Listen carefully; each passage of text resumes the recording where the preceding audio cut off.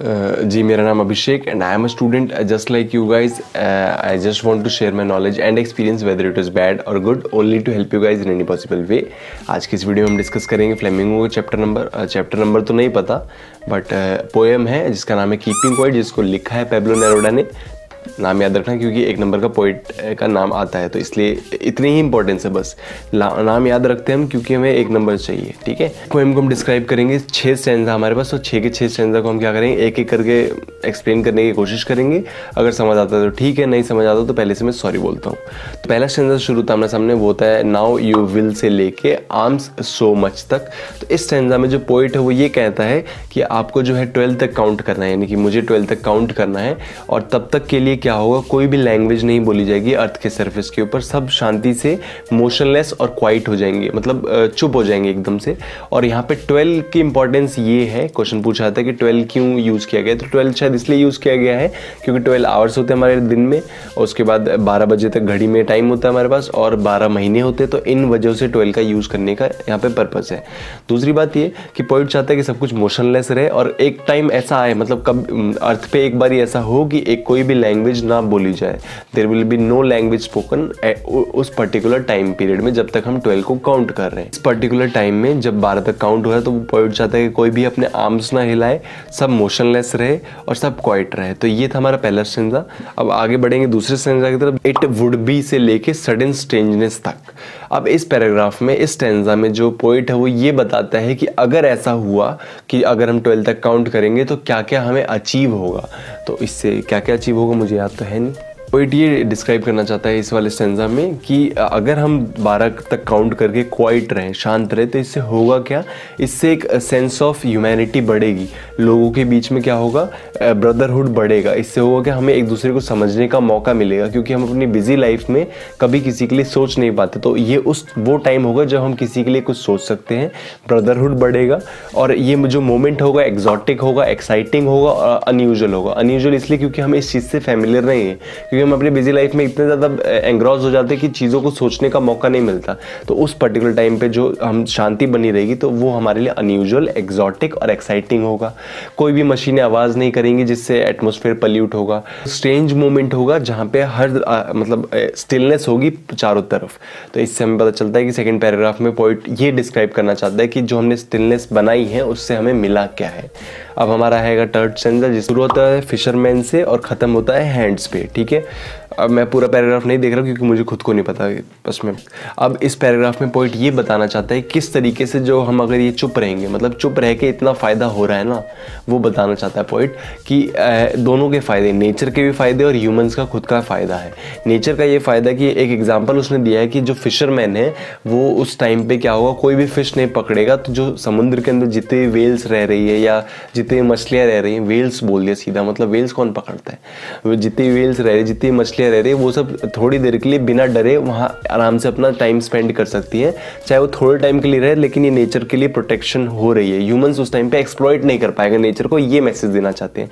मतलब यहाँ मतलब बोलना कुछ और चाहते हैं और उसका मतलब बहुत तिरछा है.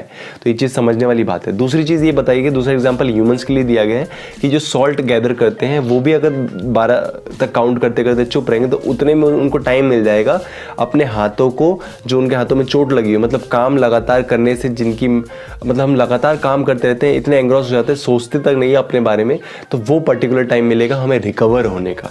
ये बताएगा उनके हाथों के जो चोट है, वो वुंड है, वो क्या हो जाएंगे, रिकवर हो जाएंगे. ये बताया गया है इस पर्टिकुलर स्टैंजा में.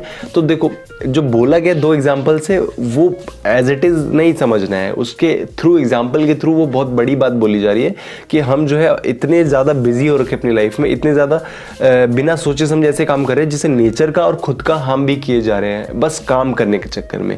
तो ये डिस्क्राइब किया गया कि अगर हम 12 तक काउंट करेंगे, अगर हम अपने बारे में थोड़ी देर तक चुप रह के सोचेंगे तो नेचर भी बचेगा और ह्यूमन का भी खुद का भी फायदा होगा, उसको रिकवर करने का टाइम मिलेगा, रेस्ट करने का टाइम मिलेगा. ठीक है, अब बढ़ेंगे चौथे पैराग्राफ की तरफ, चौथे स्टैंजा की तरफ. मैं पैराग्राफ क्यों बोल रहा हूँ, ऐसा हमने शुरू होता है दोज हु प्रिपेयर से लेके शेड्स डूइंग नथिंग तक.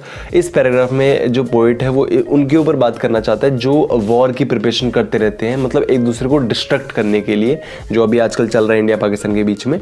तो वो उसके ऊपर बात हो रही है कि किस तरीके से हम इतने ज़्यादा वो रखें, मतलब हमें कुछ भी नहीं सूझ रहा है, मतलब ह्यूमैनिटी नहीं दिख रही है, ब्रदरहुड कुछ नहीं दिख रहा है, हमें सिर्फ वॉर चाहिए। तो वो उनको बोल रहा है कि जो वॉर बनाते हैं, जो वॉर के लिए प्रिपेयर करते हैं, वो थोड़ी देर के लिए अपने सारे काम छोड़ के, मतलब वॉर को छोड़ के, गैस को बनाना छोड़ के, बॉम्ब बनाना छोड़ के, ये सारी चीज़ों को छोड़ के आपस में बैठ के बातें करे, अपने ब्रदर के साथ चले और ऐसे कुछ एग्जाम्पल देंगे जिससे वो यूनाइट हो।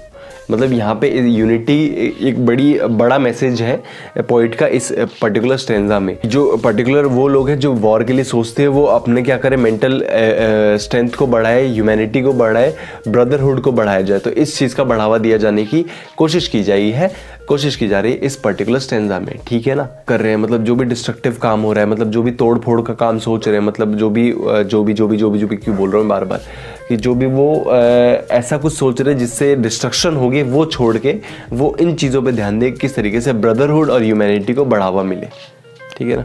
जो फिफ्थ और सेकेंड लास्ट स्टेंजा हमारे सामने वो ये है कि व्हाट आई वांट से लेके आवर सेल्व्स विद डेथ तक।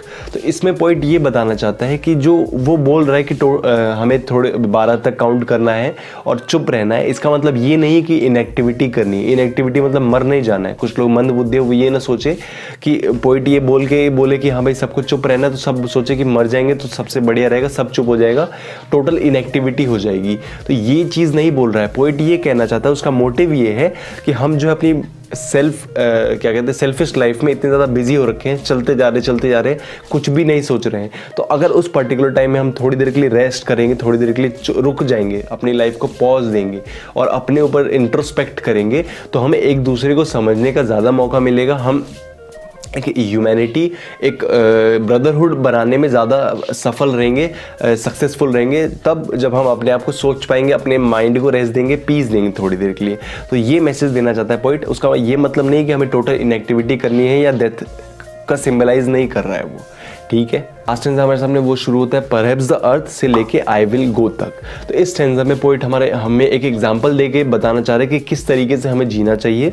अर्थ का एग्जांपल दिया जा रहा है। अर्थ ये होता है कि बाहर से अगर हम देखें अर्थ को तो ऐसा लगे एकदम शांति बनी हुई है, कोई काम नहीं चल रहा है, लेकिन अंदर ही अंदर उसके अंदर पूरी बिजी लाइफ है, टोटल इनएक्टिविटी नहीं है, डेथ नहीं है। मतलब वो यही बोल रहा है कि अपनी सेल्फिश लाइफ से दूर हटके सोचो और इस तरीके से काम करो जिससे लोगों का भला हो, ब्रदरहुड बढ़े, ह्यूमैनिटी बढ़े। मतलब पूरे पोएम में यही बताने की कोशिश की गई है कि टोटल इनएक्टिविटी नहीं करनी है, बस स्टिलनेस रखना है, शांत रहना है और इस तरीके से सोचना है ताकि हम दूसरों के बारे में भी कुछ सोच सकें, सिर्फ अपने बारे में नहीं सोचना है। तो ये चीज़ हमें बताई गई है किसमें, लास्ट स्टेंजा में अर्थ का एग्जांपल दिया गया है। यहाँ पे पर्सोनिफिकेशन को, यहाँ पे जो पोएटिक डिवाइस यूज़ हुई है पर्सोनिफिकेशन है।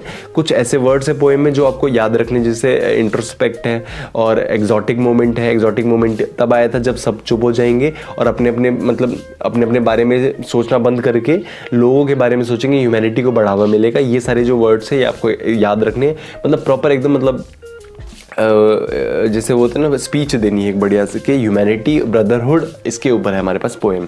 और लास्ट में पोइट जाते जाते बोलता है कि जब वो ये सारी बातें बता चुका होगा तो वो अपना मोटिव कंप्लीट कर चुका है और वो क्या करेगा, 12 तक काउंट करके और अब खुद चुप रहेगा, क्योंकि उसको जो बताना था वो अब बता चुका है, उसने अपना मैसेज दे दिया है।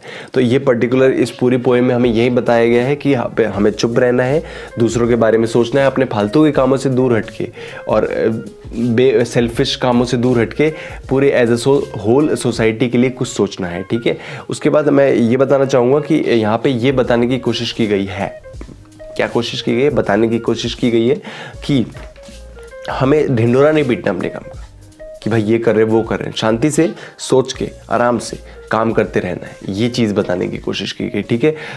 तो इस वीडियो में था इतने। अगर जो प्रैक्टिस के लिए क्वेश्चन करने हैं आपको तो उसके मैंने PDF लिंक डिस्क्रिप्शन में दे रखा है, तो बढ़िया करके इसको पढ़ो, चैप्टर को पढ़ो और क्वेश्चंस की प्रैक्टिस करो लिख के, ताकि आपको जब एग्जाम में मिले ये क्वेश्चन तो उस टाइम पे क्या करो, आराम से लिख सको, कोई टेंशन वाली बात ना हो, कुछ छूट ना जाए, ठीक है। तो मिलेंगे हम नेक्स्ट वीडियो में अगले चैप्टर के साथ, जो भी होगा। तब तक के लिए tata, bye bye, take care, bye.